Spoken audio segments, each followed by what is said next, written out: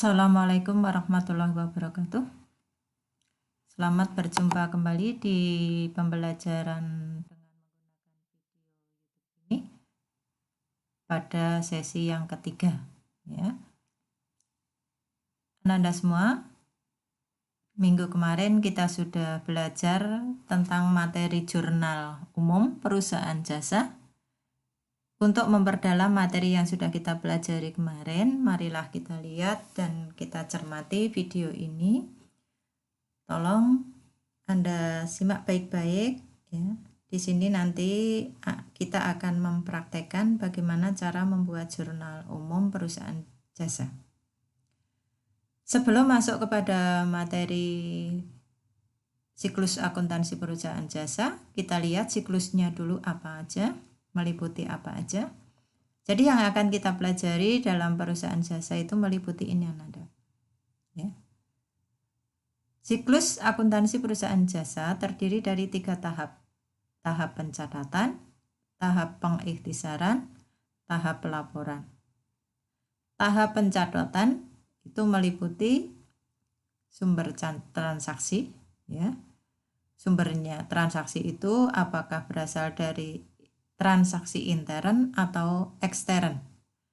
Transaksi intern itu hanya melibatkan pihak perusahaan. Kemudian kalau transaksi ekstern itu melibatkan pihak-pihak di luar perusahaan. Transaksi intern itu misalnya perusahaan mempunyai perlengkapan berada di gudang, mempunyai peralatan.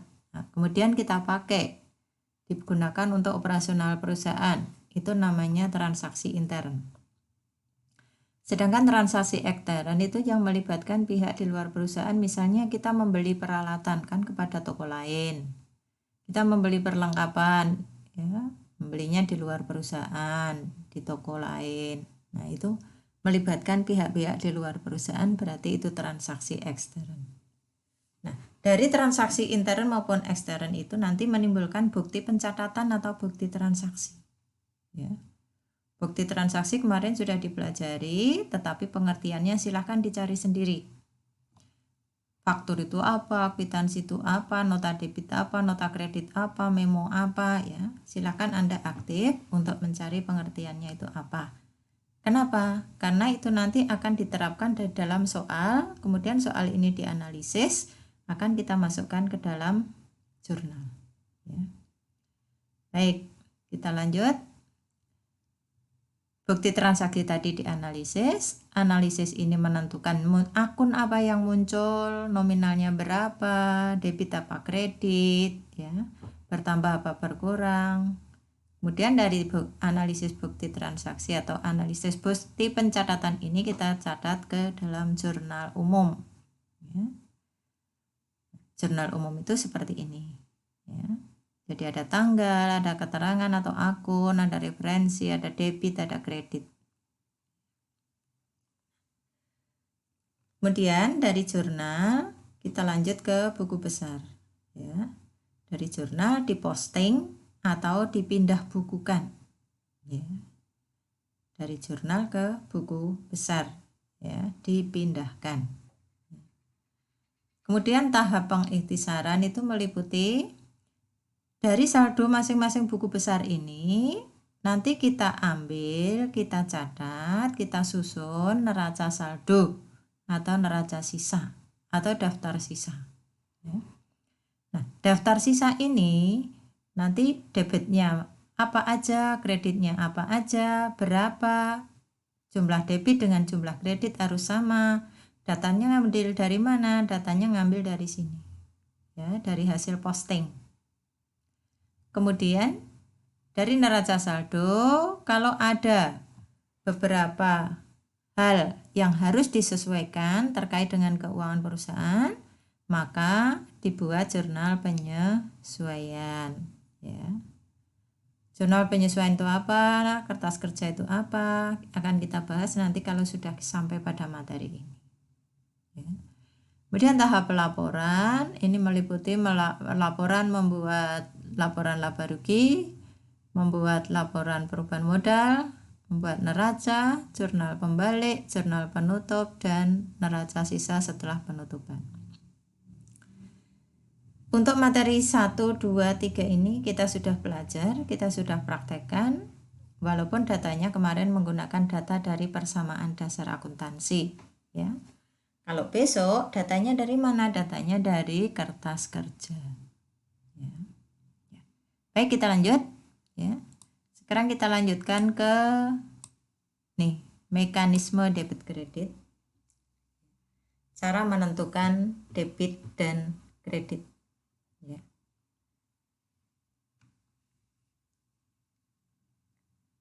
Jenis akun, ya, dulu kan sudah kita pelajari. Harta lancar itu meliputi kas, piutang, dan sebagainya. Kemudian ada kewajiban atau utang, ada modal, ada pendapatan, ada beban. Ya. Apabila akun-akun ini bertambah, ya, atau berkurang, itu mempunyai tempat sendiri-sendiri. Kenapa ada debit dan kenapa ada kredit? Ini hanya untuk membedakan antara sisi kiri dan sisi kanan. Ya. Jenis akun, misalnya aktiva atau harta, apabila bertambah harus diletakkan di debit. Apabila berkurang harus diletakkan di kredit. Ya. Saldo normal itu apa? Saldo normal itu saldo yang nantinya harus diposisikan di neraca saldo ini tadi. Ya. Atau di neraca laporan juga iya. Jadi kalau Anda menyusun neraca saldo atau menyusun neraca, itu harus menggunakan saldo normal ini. Apabila aktiva, maka saldo normalnya harus posisinya nanti diletakkan di debit. Apabila utang harus diletakkan kredit, apabila modal kredit, pendapatan diletakkan kredit, dan beban diletakkan di posisi debit. Kita lihat ini, ya. Ini untuk menghafalkan atau untuk memahami supaya Anda tidak lupa. Kita ibaratkan ibu jari itu harta. Kemudian telunjuk itu utang, jari tengah itu modal, jari manis itu pendapatan, jari kelingking itu beban. Harta, utang, modal, pendapatan, beban. Apabila jari ketiga yang ada di tengah ini kita lipat ke bawah atau kita lipat masuk, berarti ini menunjukkan akun ini bertambah posisinya. Yang menunjuk ke atas, yang terbuka ini harus diletakkan di debit. Ya. Sedangkan yang menunjuk ke bawah, ya, yang jari-jari yang menunjuk ke bawah, ini harus diletakkan di kredit. Maksudnya apa? Ya. Ini yang menunjuk ke bawah adalah utang, modal, pendapatan. Yang menunjuk ke atas adalah harta dan beban. Ini adalah posisi bertambah. Kita lihat posisi bertambah di sini, ya. Harta bertambah debit, kewajiban atau utang bertambah kredit, modal kredit, pendapatan kredit, beban debit. Nah, yang terbuka itu artinya posisinya nanti harus di debit. Harta bertambah harus debit, beban bertambah harus debit. Tetapi yang menunjuk ke bawah, utang bertambah di kredit, modal bertambah kredit, pendapatan bertambah kredit. Apabila ini kita balik, ya, ini utang, modal, pendapatan ini yang dibuka, nanti kan menunjuk ke atas. Sedangkan beban, kelingking sama ibu jari, ini kita lipat ke dalam. Berarti nanti yang menunjuk ke atas itu 3 ini, sedangkan ini adalah menunjuk ke bawah. Ya. Ini berarti posisi, kalau kayak gitu tadi, berarti posisinya berkurang. Harta berkurang berarti ini dilipat ke bawah, menunjuk ke bawah berarti tadi posisinya harus apa? Kredit. Ini juga dilipat, menunjuk ke bawah, berarti harta berkurang, beban berkurang, harus di kredit. Nah, kita lihat, kita cek aktiva berkurang kredit, beban berkurang kredit. Sedangkan UMP ini kita buka, menghadap ke atas. Berarti utang berkurang justru di debit, modal berkurang justru di debit, pendapatan berkurang juga di debit. Ini untuk memudahkan kalian menghafal. Coba aja ini Anda bawa kemana-mana untuk ngepek nggak apa-apa, asal nggak ditulisi ya. Nggak boleh ditulisi HUMPB, ini nggak boleh ya, tapi polosan. Jadi kalau Anda mau mengingat-ingat, kalau pas ulangan dengan jari Anda, silahkan, nggak apa-apa ya. Tapi dengan catatan tidak boleh ditulisi kayak gini ya. Oke. Ini untuk mempermudah kita memahami ya. Kemudian kita lihat di sini ya. Kita akan membuat jurnal ya. Kita akan membuat jurnal umum perusahaan jasa,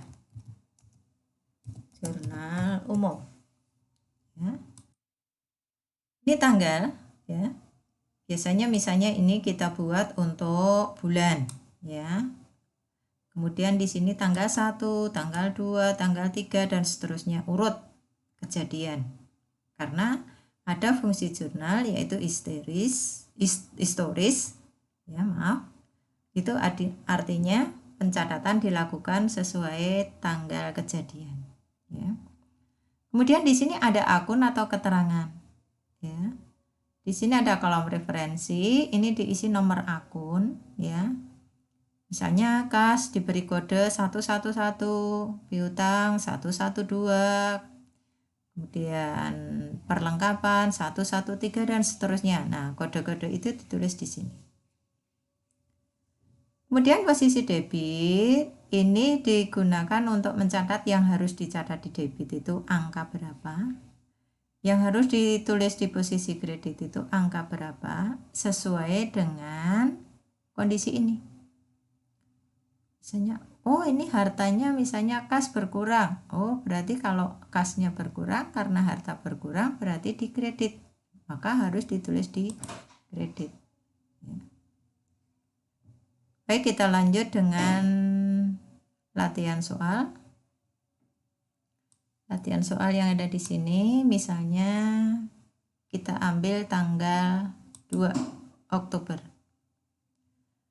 Tuan Andi sebagai pemilik melakukan investasi berupa uang tunai ke kas perusahaan sebesar 14.500 ya.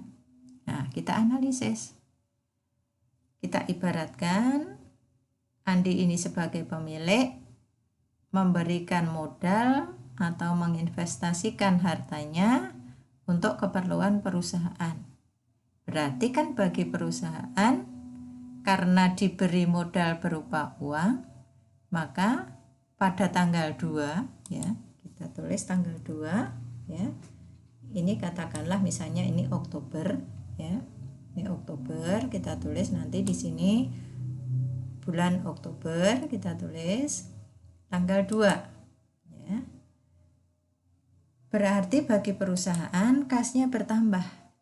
Nah, kas bertambah, kas adalah harta. Harta bertambah, maka harus didebit. Nah, berarti bagi perusahaan ini harusnya kasnya bertambah. Kas, ya. Kas bertambah, kas adalah harta. Harta bertambah adalah didebit. Maka di sini didebit berapa? 14.500. Nah, kayak gini. Ini kita buat dulu supaya nanti secara otomatis titik koma. Kemudian uang ini diberikan ke perusahaan sebagai apa atau untuk apa? Oh, sebagai modal ya. Pemilik melakukan investasi ya. Berarti bagi perusahaan merupakan modal. Nah, modal perusahaan bertambah. Modal bertambah, kredit. Nah, berarti kita tulis untuk akun yang dimasukkan ke kredit, kita tulis menjorok ke dalam. Misalnya kita beri jarak 5 ketuk ya. Ini kita beri jarak 5 ketukan. 1, 2, 3, 4, 5 untuk membedakan. Lebih juga nggak apa-apa ya, yang penting ada jarak. Ini modal pemilik. Modal pemilik bagi perusahaan karena diberi modal, maka modalnya bertambah. Modal bertambah adanya diletakkan di kredit. Berarti di sini ada modal atau menerima modal sekian. Misalnya, kas kita beri kode 111, berarti ini 111. Ya. Modal itu kan urutan ketiga, 1, 2, 3. Berarti misalnya kita beri kode 311. Ya. Kemudian di sini ada garis miring keterangan memberikan informasi. Nah, ini ada kas di debit, berarti kasnya bertambah. Nah, dari mana? Oh, dari setoran modal. Ya, kita tulis di sini keterangannya. Boleh setoran modal. Nah, angkanya nggak usah karena nih hanya menunjukkan bahwa oh ini asalnya dari setoran modal. Kalau kasnya masuk. Kalau kasnya keluar berarti nanti keterangannya oh ini untuk apa? Ya. Nanti akan kita ketemukan di soal berikutnya. Kemudian tanggal 5 ya. Tanggal 5, karena perusahaan belum memiliki gedung, maka pada hari ini perusahaan membayar sewa gedung 1.500.000 ya. Membayar berarti keluar uang. Kalau keluar uang berarti kasnya berkurang. Kalau kas berkurang berarti dikredit. Nah, dalam membuat jurnal, yang harus ditulis lebih dulu atau yang harus ditulis di bagian atas itu harus yang masuk ke debit ini. Yang masuk ke kredit harus di bawah. Ya. Berarti kalau di sini membayar sewa gedung, berarti kan di sini yang bertambah beban. Ya. Beban sewa. Yang untuk membayar apa? Kas. Berarti kasnya harta berkurang kredit, maka di sini kas. Ya. Misalnya beban itu nomor 5, 1, 2, 3, 4, 5. Berarti kita beri kode misalnya 5, 1, 1 umpamanya. Kasnya, kasnya sama dengan yang ini tadi, 111. Kemudian berapa kita keluar uang dan untuk apa? 1.500.000 kita tulis di sini 1.500.000. Berarti kreditnya juga harus 1.500.000. Sehingga debit dengan kredit sama. Debit dengan kredit sama. Nggak boleh debit dengan kreditnya beda ya setiap satu transaksi. Kemudian, nah karena di sini kasnya berkurang, ya berarti untuk apa? Nah di sini diberi keterangan, ya pembayaran sewa. Nah gini, di sini kosong. Kemudian tanggal 11, kita lanjut tanggal 11. Dibayar iklan secara tunai 3.600.000. Dibayar iklan berarti kita mengiklankan produk atau barang yang kita tawarkan pada konsumen. Misalnya salon ya berarti kita mengiklankan salon kita, pelayanannya apa, biayanya berapa. Nah, supaya apa? Supaya menambah pelanggan. Ya. Berarti di sini kita bayar iklan. Kalau bayar berarti kasnya ke minus. Kasnya minus, kas harta, maka dikredit. Berarti kita cari debitnya dulu. Membayar iklan tunai. Berarti di sini ada beban iklan.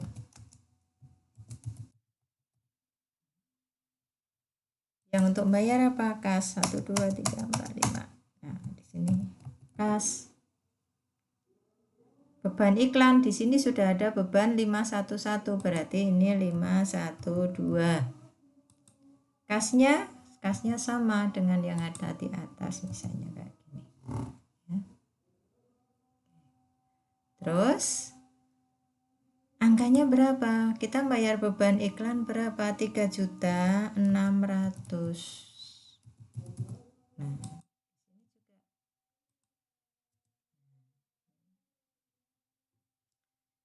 berarti ini tadi kasnya berkurang. Kalau berkurang berarti untuk apa? Ya, kita beri penjelasan. Pembayaran beban iklan. Nih, ya. 1, 2, 3 soal sudah kita jawab, ya.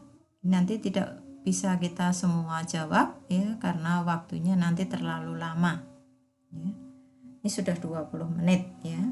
4 menit lagi berarti kita coba tanggal 12. Ya. Tanggal 12 dibayar asuransi dan gaji masing-masing 500 dan 700. Ya, masing-masing 500 dan 700, maaf. Berarti kita buat ini 2 kali karena ini ada 2 transaksi. Yang pertama membayar asuransi, berarti di sini ada beban asuransi. Kemudian karena kita bayar beban, maka kasnya minus. Nah,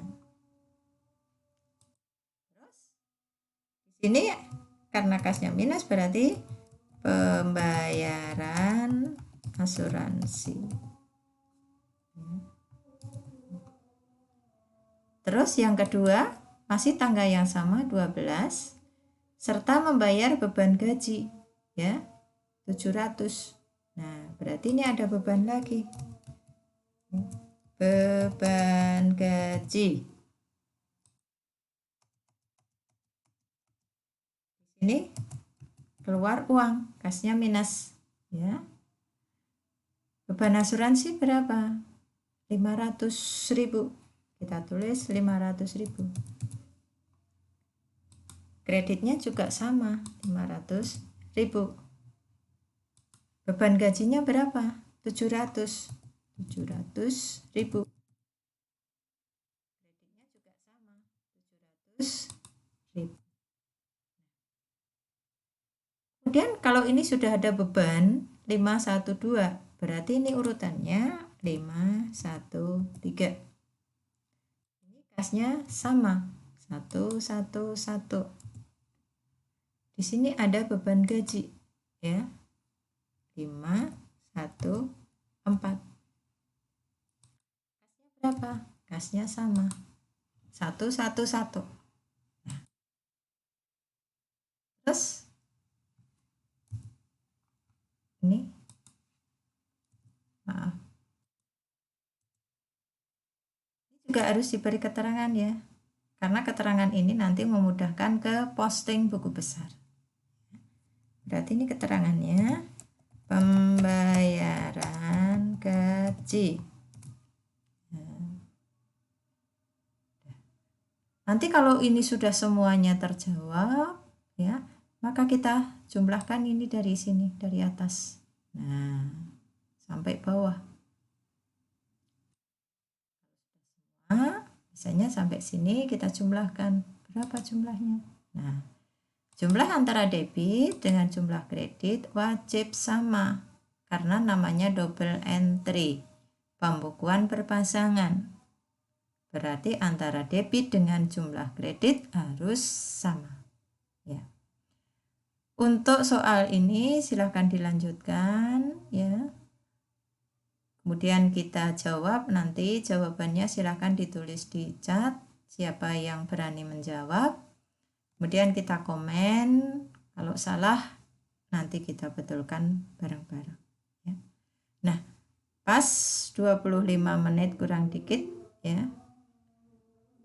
Mudah-mudahan YouTube ini bisa memperjelas pemahaman Anda, bagaimana cara membuat jurnal, bagaimana mengisi kolom-kolom jurnal.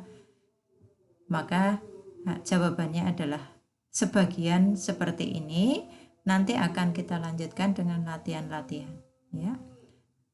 Jika ada kekurangan atau ada salah ucap, Ibu minta maaf. Billahi taufiq wal hidayah. Assalamualaikum warahmatullahi wabarakatuh.